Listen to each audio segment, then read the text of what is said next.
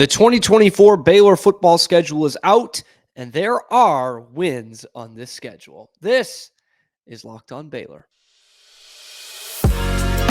You are Locked On Baylor, your daily podcast on the Baylor Bears, part of the Locked On Podcast Network, your team every day. Thank you for tuning in to another episode of Locked On Baylor, brought to you by FanDuel. Thank you for making it your first listen today and every day. We're the only place outside of the great university that is giving you nothing but Baylor athletics content every day. I'm your host, Cam Stewart. Today, we've got the Big 12 football schedule dropped, which includes Baylor's 2024 football schedule being dropped. We, of course, have to look at tonight's game in basketball as the men travel out to Orlando to play a pesky UCF team. And then I got to thinking, Brittany Griner's jersey is getting retired. Are there some on the men's side that need to get retired as well? The women have been doing it for years, and they're great at it now that they've got Griner in there. But do the men need to as well? We're going to talk about that and who that should be later on in the show. But, of course, starting with the big news out of football is the schedule dropped yesterday. We knew what games were going to be at home, which games were going to be on the road, but now we get to see it actually panned out. And I wish I could get more excited, but I don't feel great about this upcoming season. That'll change, of course, by the time August rolls around.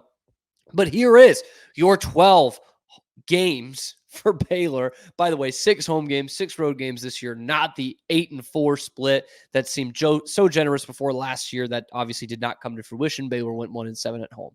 Anyway, week 1, Tarleton at home.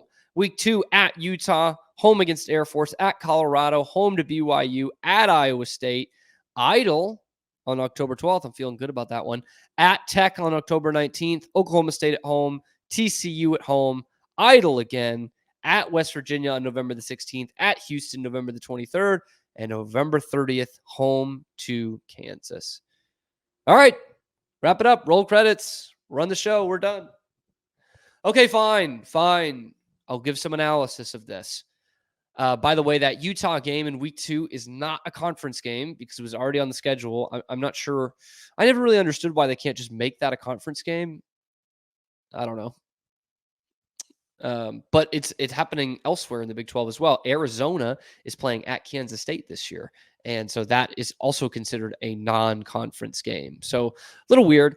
I think I'm just going to go Mike and the Mad Dog with this one and just see which ones are wins and losses as we look at it on January 31st. Okay?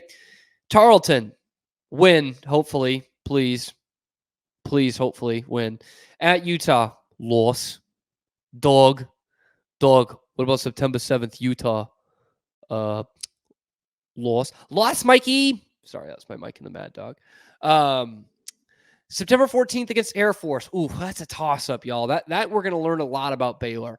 Air Force was a ranked team in the middle of the season last year, and deservedly so. I know they didn't finish the season ranked, but that was not like a fluky. I think they went 9-3.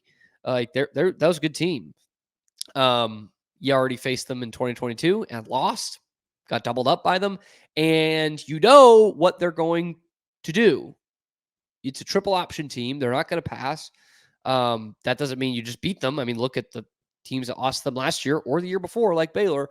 But it'll be a great test of these players' wills. They know what's coming. Can they stop it? Couldn't all of last year. So we're going to learn a lot in that Air Force game. The real intriguing one to me is the next week at Colorado. Coach Prime, Dion and Shadur Sanders in Boulder. First time there in God knows how many years. I don't know when they leave the conference, a long time ago. And I just don't know what Colorado is. Do we know if they're a good team? No, we have no idea. I don't even know if Dion's a good coach. He went to the biggest level of college football and went 4-8 in season 1. I'm of course going to give him a longer leash than that. That's why I'm not saying he's trash. But they were the most overhyped team in the country, and they brought in a ton of transfers last year. They're bringing in a ton of transfers this year. If this was a middle of the season matchup last year, I would have thought, that's a Colorado win. Like if I had to look at it on paper, because I thought both teams were a mess, and we don't know a lot about Baylor, including at the quarterback position, but we do know that about Colorado, man. They've got a playmaker in Shadur Sanders at quarterback. So right now, looking at that as a loss, but it could be a win. This next one is a bit of a toss-up for me. Home against BYU. BYU is a 5-7 team last year, and that's what a lot of people will say and see, and they'll just say 5-7 team. That was a scrappy bunch of Mormons out there in that BYU football team. I mean, they almost wrecked our party for not having an all OU Texas Big 12 championship, because they almost beat Oklahoma State on the last game of the season in Stillwater. Like that was a better team than 5-7. I'll say that. I mean, they did really struggle at times offensively, especially running the ball, but that's a toss-up. It's also possibly, I mean, it is the return, but we'll see if he's the starter. Return of Gary Bohannon, man. That's going to be an interesting one. He should get a rousing applause. And Baylor is 1-0 against BYU in games at McLean Stadium where Gary Bohannon plays. Then again, Gary Bohannon is also 1-0 in games that involve BYU at McLean Stadium. So something's got to give. At Iowa State, don't love that matchup. I liked the way that Iowa State rallied last year. I think they're going to have a good team this year. Not a really good team, but a good team. And that one's on the road. I think that's a loss. October 12th, I feel good that's not going to be a loss. That's idle. I like that. At Tech on the 19th. Still, again, I mean, there's question marks for every team in the Big 12, like legitimate question marks for, I think, every team. And a lot of them are at quarterback. Tech, this is the year for the step up, year 3 under Joey McGuire. It's supposed to be Baron Morton's kind of breakout party. I have a feeling like 2 years ago, that is going to be a night game, blackout. And unlike 2 years ago, I think Baylor's going to lose that one. Oklahoma State at home on the 26th. That is homecoming. They have the best player in the Big 12 and Ollie Gordon. Don't like that one. November 2nd, TCU. Baylor always loses to TCU, so don't love that one either. November 16th at West Virginia. Name a time they won at West Virginia, and I'll feel confident about it, but no matter what, that place has got the voodoo. Baylor cannot win there. November 23rd at Houston. I'm not saying that should, but that could be a W. Excuse me. I would have loved to have Willie Fritz and, new coach earlier in the season, because you could still run into a team that's still figuring it out. Late in the season, they probably have figured it out. That doesn't mean they're necessarily good. But at least on the positive side of having them late in the season with a first-year head coach on the other side is you do have the film on them. And I really hope Baylor's just more prepared for games this year than they were last year. And then November 30th. I don't love this game at all, man, for a lot of different reasons. Kansas Jayhawks come into Waco. Jeff Grimes' return. Jeff Grimes' revenge tour. They were going to be a quite good football team even without Jeff Grimes, and I loved that hire for them for the style that they run and that they were very good at. Jeff Grimes is the best at.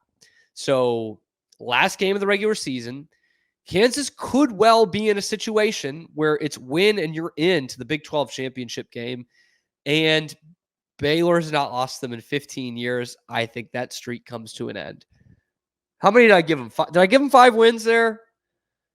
Tarleton, Air Force, why not? BYU, yes. 3,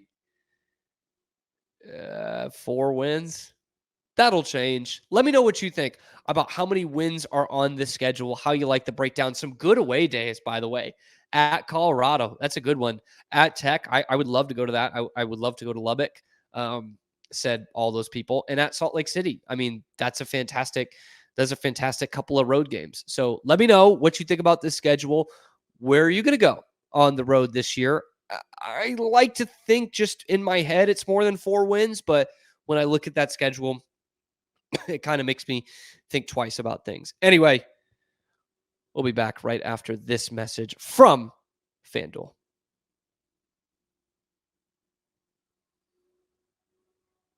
Today's episode is brought to you by FanDuel Sportsbook, America's #1 sportsbook, and we are in it, y'all. We are still, 11 days away from Super Bowl 58. It's the best betting day of the year, right? You find your seat on the couch, you get your good pigs in a blanket and all your other snacks, your queso, and you put down some bets, some fun bets, okay? I love doing the Gatorade bath collar. It's my favorite prop bet to do all year, so I will be doing that again. FanDuel has so many ways for you to win on Super Bowl Sunday, even if yours or my team are not going to be there, so they can't win. There's a way for you to win still. Not only can you bet on who will win Super Bowl 58, because that's great, but it's not the fun part. FanDuel also has bets for which players are going to score a touchdown, how many points will be scored, over under on that national anthem, and so much more. New customers join today, and you'll get $200 in bonus bets if your first bet of $5 or more wins. That's $200 in bonus bets if your first bet of $5 or more wins. Just join FanDuel.com/locked-on to sign up. That's FanDuel.com/locked-on. Make every moment more with FanDuel, official sportsbook partner of the NFL. Basketball. Baylor plays it tonight. Going on the road to Orlando, facing UCF for the first time ever. And if you're like me, you had, before this season, UCF as last in the conference. No other way to sugarcoat it. I didn't know anything about the program, really, and didn't think they had a bright spot. I had them in West Virginia wallowing at the bottom.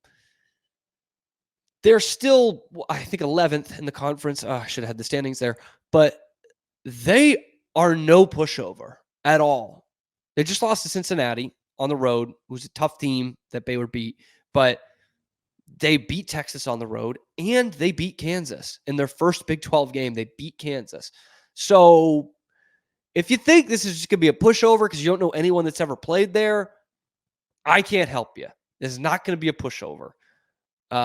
Johnny Dawkins, the coach over there, has done a tremendous job. By the way, if you have not seen Johnny Dawkins as a player, as a college player, look him up on YouTube after you're done watching this video, because he was a phenomenal college player, a great scorer. In fact, I think he was Duke's all-time leading scorer for 20 years before JJ Redick broke it. He was just a fantastic, the smooth offensive basketball we love. Johnny Dawkins did that. And I bring that up because his team is ready for the Big 12 because they think about one thing and one thing only, and that is defense. They lost 68-57 to Cincinnati at the weekend. And in his press conference this week, they asked, hey, what's something you needed to improve on from that? And you know what he said? Our defense. They didn't score 60 points, and he said, our defense got to get better than that. Basically saying we should be scoring 57 points and winning basketball games. He's got a commitment to it. Here's what he had to say about what they need to do against Baylor. I think what we need to do is we need to concentrate on what we do well, and that's defend, and that's, trying to make it a half-court game where, we can kind of lock in defensively and play UCF defense. I mean, it's always going to be a challenge no matter what because, like I said, they're well coached. They have terrific talent, and so we have to just be focused when we go out there defensively. Yep, sounds about right. Need to slow Baylor down. Baylor's still number one in scoring points per game in offense in the Big 12. So that's what they're looking at. We've got to slow them down, half-court game. Don't let them run on us. I don't think Baylor's a outstanding transition team, but not something you want to do. And so, okay, if that doesn't convince you that they care about defense, here's what future Hall of Fame coach Scott Drew said about UCF. When they asked him, hey, Scott, what do you see from UCF? This is all he said. UCF defensively starts with that size, length, athleticism. They across the board, 8th best defense in the nation.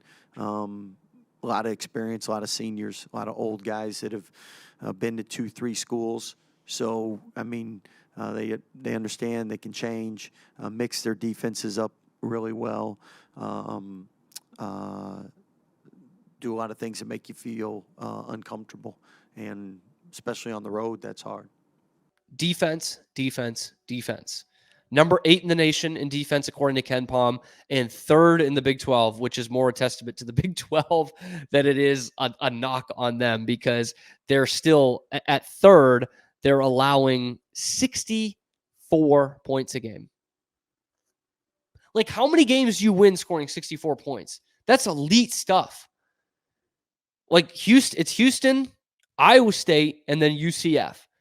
And the two ahead of them are legitimately maybe the top two defenses in the country. Houston, undoubtedly number one. By the way, Houston is number one defensively in points per game allowed by 9 points. That's disgusting. The difference between 1 and 2 is the difference between 2 and 12 in this conference. And like this UCF team is suffocating. Yeah, they don't have. They're a lot like Cincinnati in that they don't have like these great shot makers, and that's really what won Baylor the game down the stretch against Cincinnati. They switched to his own defense, but they had guys that made shots, and Cincinnati didn't. They had 3 good looks at the basket in the last minute and didn't score. UCF is a lot like that. Leading scorer is just at 15 a game. So I mean, nobody's lighting it up at UCF. Doesn't mean they can't beat you by any means, but that they're a lot like that Cincinnati team that Baylor needed a second half comeback to beat by a pretty slim margin. So do not take this team lightly. 65 points a game. Baylor, amazingly, still at number one. I don't think they will be in terms of points per game after this one because they're only half a point per game better than BYU. But 85.1. TCU in third really helped them having 3 overtimes, 83.6. But the good thing about this, win or lose, hopefully a win, because a loss would not be a good thing in really any stretch. But what it does is it gets Baylor prepared for some big games down the stretch, because the next week you got Iowa State, who is that number 2 defense, which would be comfortably the number 1 defense in most conferences. UCF could sub out and be the number 1 defense in a lot of conferences. But then later on, it's like 3 weeks from now, you've got Houston, which is just a whole nother animal, by the way. I know this is a UCF segment, but watching that UCF game against UT the other night, they're the front runners, man. The Cougars are the front runners. Like, they're the favorites. There are only 2 teams in this conference that are in a tier by themselves. It's Houston at the top. It's Oklahoma State at the bottom. And there's tiers to this. There's levels to this. I think Tech is a real good team. And then you kind of have that middle. Kansas and Tech, sure. And then you kind of have that middle. Baylor, BYU, Oklahoma, absolutely. Iowa State, Texas, Kansas. Like, they're all kind of then there in the middle. And UCF is probably in that penultimate tier, but that doesn't mean they can't beat you. Again, they beat Kansas, and they have a much better environment than they're used to having. They have a lot more students going to the games. We know how that can look in football, in other games, because of course they all left early against Baylor. And this is one of the few games I can actually brag about football, looking at basketball season. Hey, that's a fun one. But I think this is going to be a tough test for Baylor tonight. Maybe this is just my absolute wishful thinking, but I think they're going to pull it out close on the road, which has been a tough place for them anywhere on the road this year. And they have not lost 4 straight games, which is on the cards tonight. They have not lost 4 straight games since 1819. I was still in school, so it's been a long time. And now I have a bald spot. So it's been a long time since Baylor's lost 4 straight games. I am hoping against all hope, and I'm just going to predict that it's not going to happen tonight. I like Baylor in this one, but I like it close. I don't think UCF is going to roll over by any means. I think they're going to make life really, really difficult for Baylor. All right, enough of the sports talk. I get serious with you guys for a minute, okay? We do this to escape, but there's a lot of crazy realities there that sometimes we just need to face. According to the FDA, pharmacies are running out of antibiotics like amoxicillin in the middle of the worst flu season in over a decade, okay? It's scary if you're getting sick. And I can't imagine a more helpless feeling than you or someone you know getting sick and not being able to get to that life-saving medication that they need because of a supply chain issue. That just seems so bad. Thankfully, we'll be okay when you go to Jace Medical. The Jace case is a pack of 5 different antibiotics to treat a long list of bacterial illnesses, including UTIs, respiratory infections, sinusitis, skin infections, among many others. This stuff, I mean, really could happen to any one of us there, but for the grace of God, go I. Visit jacemedical.com, complete that physician encounter. It's going to be reviewed by our doctor, and your medications are going to be dispensed by a licensed pharmacy at a fraction of the regular cost. It's never been more important to be prepared than today. Go to jacemedical.com, use the offer code locked on to get $20 off the first order. That's Jace, like case, Jase medical.com, and the offer code locked on for $20 off that first order. All right. So obviously we've got the great news the other day of Brittany Griner's number going to get retired. Jersey going to get raised to the rafters at the Foster Pavilion on February 18th. Going to be a great day. Overdue. Best basketball player ever to play at Baylor. And they asked Scott Drew about it, the media, in his press conference looking ahead to UCF. And one thing he mentioned, of course, he mentioned it was great for her and for the university, but he kind of said that it was something they were looking to do in the Foster, like raise the jerseys up. And so it got me to thinking, the women have always been on top of retiring jerseys. You know, Sophia Young, Odyssey Sims, Nina Davis. You got to get Nia Johnson up there sometime, but like they're on top of it. They've got it. And so I thought, who should the men be retiring jerseys for? Because honestly, I don't know that they have any. Because when I look at some of the great players ever to play here, I know other players who have worn those numbers. And so I'm not going to do the 4-year standard that Kim Mulkey and a lot of other teams do, like the Lady Bears do. So I am just looking at a list. This was just off the dome. I didn't want to think too much about it, so that it could be controversial, of who the Baylor men's team should retire the jerseys for. First and foremost, second all-time leading scorer, probably, the best scorer ever to play at Baylor, because he's second all-time leading scorer in team history, and he was only there for 2 seasons. And the best nickname of them all, the Microwave, Vinnie Johnson, starts with that. Number 15, got to be up there. And one of the great pros, by the way, game-winning shot to win the NBA Finals. No big deal. Lace Dunn, number 24, all-time leading scorer at Baylor, and was just a bucket, man. I mean, truly a knockdown shooter before that was really cool.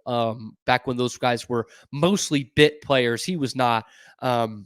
But he was an outstanding 3-point shooter and was the talisman, at least scoring-wise, on some really good teams in the late aughts and the early 2010s. Of course, he was on that 2010 Elite 8 team.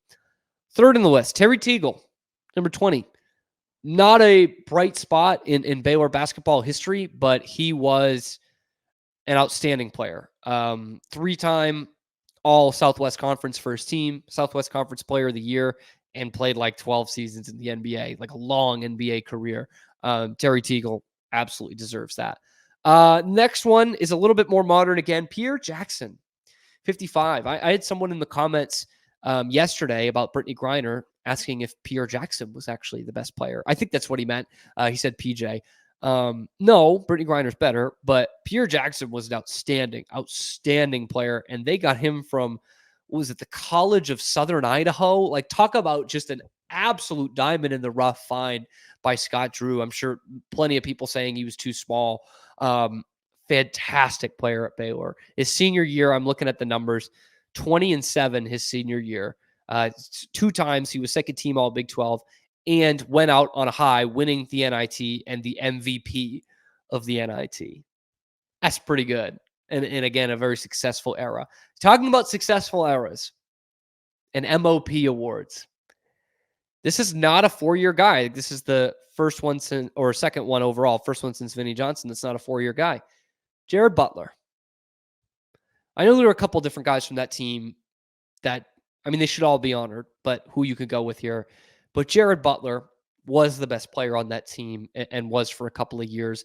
In 21, he was a first-team All-American, obviously most outstanding player in the Final Four, and should have been Big 12 Player of the Year that year. He was robbed. Cade Cunningham had a great season, but Jared Butler was a little bit better. And he was a 2-time first-team All Big 12 And in 2021, he actually made the first team All Big 12 defense. Not a lot of people remember him for that because he was such a great offensive player, but was also a pretty darn good defender too. In fact, the Baylor had 2 guards that were first team All Big 12 defense that year with him and Davion Mitchell. And if nothing else, the best player on the best ever Baylor team should get his number up there. Now, I know there are some good ones left off there. Honorable mentions. It was tough to leave Quincy Acey off, and I wouldn't mind him getting his number retired at all. It was just more of a numbers thing. Quincy Acey, that's one. Mark Vital. I know he's not the most skilled player there, but was probably the leader of that national championship team, and did a lot of great things that didn't show up on the scoreboard. Like Dennis Rodman has his number retired, so with the Pistons. So if I wouldn't be surprised, and he's their second all-time winningest player, I think, behind Flo Thamba and Jonathan Tchamwa-Tchatchoua. I'm sure we'll pass that, but just more not necessarily the numbers for me. Tweety Carter and Ekpe Udoh and Isaiah Austin had a great career with Baylor and obviously a great story. So there are some other guys absolutely up for mention. But I'm still a young guy, so I'm probably missing some players in there. I would love to hear back from you guys about that, on who you would love to see having their jersey retired at Baylor. I don't want them to become Carolina. North Carolina has 40 jerseys hanging up there. Duke has a bunch. Kansas has a couple. It's not, I don't want it to become that, but it's the highest honor you can get from a team. So I think it needs to be really the best of the best. And those are the guys I'm looking at. And certainly for my era, to have Jared Butler in there seems like a no-brainer. But look, no pressure. You guys got some time on that. What do you guys think about the retired numbers? How are you feeling about the game tonight? Drop your score predictions down in the comments below. How are you feeling about the 2024 football schedule? Are you more optimistic than I am? I hope so. I'll come around to it. I'd love to see how the guys look in spring ball first. But there's just a lot of unknowns until we actually kick off the season. So let me know what you think about that in the comments below. Be sure to like and subscribe. And thank you for making it your first listen today and every day. We'll be back at you tomorrow with the men's basketball postgame and also previewing a very good matchup for the ladies against Texas. That's tomorrow on Locked on Baylor.